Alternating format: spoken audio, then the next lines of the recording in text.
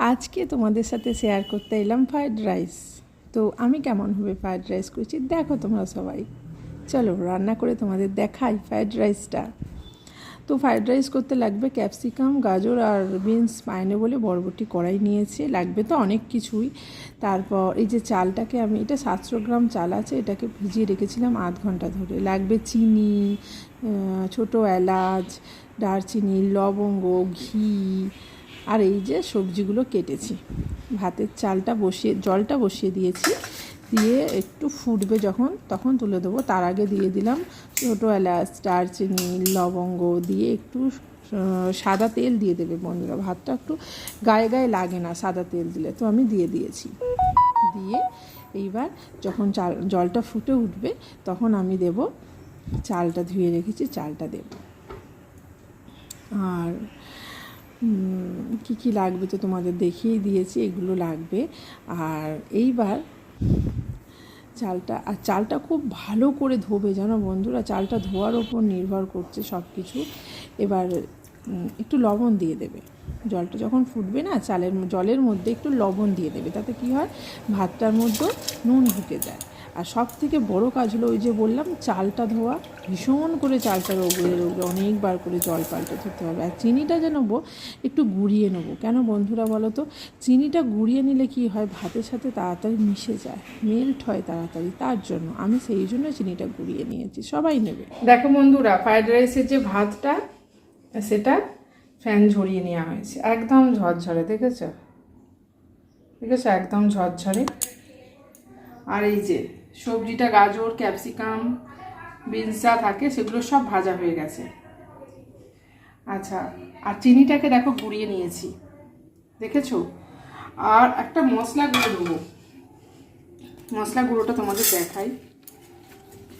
আমি এতে করে গুঁড়িয়ে রেখে দিয়েছি, এই যে চাপা দিয়ে রেখে দিয়েছিলাম।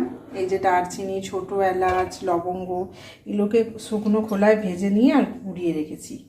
আর ভাতের সাথে তো নুন অল্প লবণ দিয়েই আমি ভাতটা করেছি, তাই লবণ আর লাগবে না। এবার এই ঘিটা দিয়ে আমি এটাকে রেডি করব। আর ঘি দিয়ে রেডি করব, তার চাটু বসিয়ে দিয়েছি, একটুখানি একটুখানি বসিয়ে দেবো, ঘিটা দিয়ে একটুখানি বসালে ভালো হয়।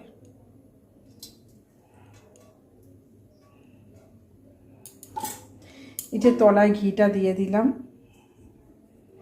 ভালো করে হাঁড়িটা করে নেবে। নিয়ে যে ভাতটা আছে সবই দিয়ে দেবো, আমি সব দেবো বলতে হাফ হাফ করে দেবো, কারণ ভাতটা তো সবজিটাও দেবো, হাফ হাফ করে দিয়ে করবো। খাওয়ার সময় নাড়িয়ে নিলেই হবে। আর একটু সবজি দেবো।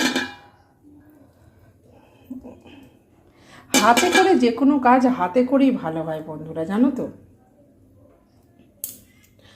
আর এতে কাজু কিশমিশ দেবো, কাজু কিশমিশটা আমার ভাজা হয়নি, আমি আগেই করতে চলে এসেছি।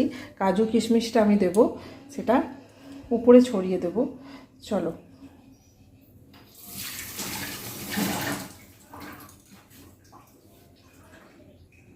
দেখো বন্ধুরা, কাজু কিশমিশটা ঘি দিয়ে ভেজে নিয়েছি, এটাকেও অল্প অল্প করে এই যে ছড়িয়ে দেবো, দিয়ে আবার ভাত দেবো।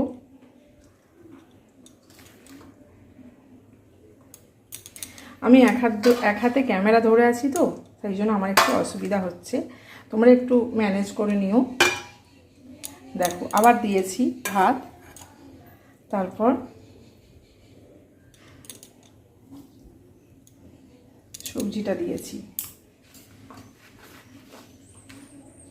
এর মধ্যে গুঁড়োনো মশলাটা একটু ছড়িয়ে দিলাম, দিয়ে কাজু কিশমিশ আবার ছড়িয়ে দিলাম, দিয়ে আবার ভাত দিলাম বন্ধুরা।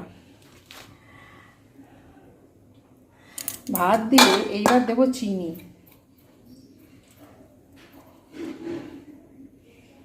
চিনিটা ভীষণ বেশি লাগে, তো ওই চিনিটা করার জন্য আর ঘিটা পুরো ভাতের সাথে মেল্ট হয়ে যাওয়ার জন্য আমি চাটু বসিয়ে রেখেছি, আবার দেব। চাটুর মধ্যে হাঁড়িটা 10 মিনিটের মতো আমি বসিয়ে রাখবো। কেন বলো তো, 10 মিনিটের মতো বসিয়ে রাখলে চিনিটাও গলে যাবে, ভাতের সাথে মিশে যাবে, আর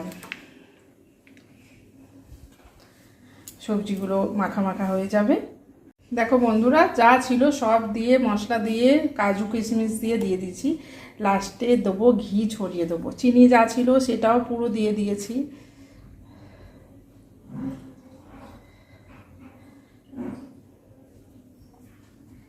ঘি দিয়ে দিলাম।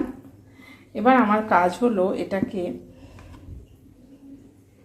এই যে চাটু বসিয়ে রেখেছিলাম 10 মিনিট আগে, চাটুটা বসিয়ে রেখেছিলাম আমি। চাটুটা বসিয়ে রেখেছি আমি 10 মিনিটের জন্য। চাপা দিয়ে দেব, কারণ চিনিটা ঘিটা ভালো করে মেল্ট হয়ে যাবে একে অপরের সাথে। চলো 10 মিনিট পর আসছি। 10 মিনিট একদম আস্তে করে বসিয়ে রেখেছিলাম, বন্ধ করে দিয়েছি। দেখো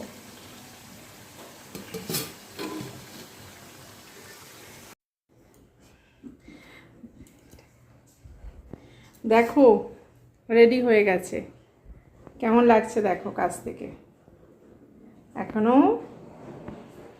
ঘিটা পাইল করতে হবে।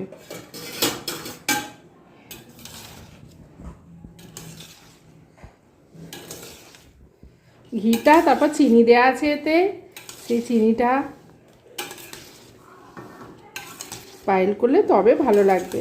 তবে সব জিনিসটা সমানে সমানে পাইল হবে। দেখেছো বন্ধুরা? দেখো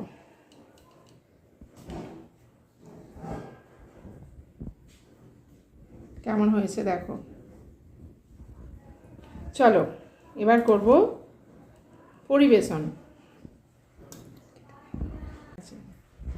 দেখো চিকেন আর তার সাথে ফ্রায়েড রাইস।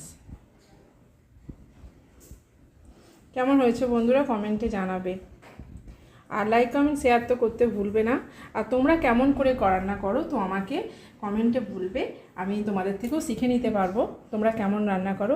তো আমার রান্নাটা কেমন হয়েছে, আমার রান্নার পদ্ধতিটা কেমন হয়েছে তোমরা একটু কমেন্টে জানিও। লাইক কমেন্ট শেয়ার করতে ভুলবে না। আর দেখা হবে নতুন আরেকটা ভিডিওর সাথে।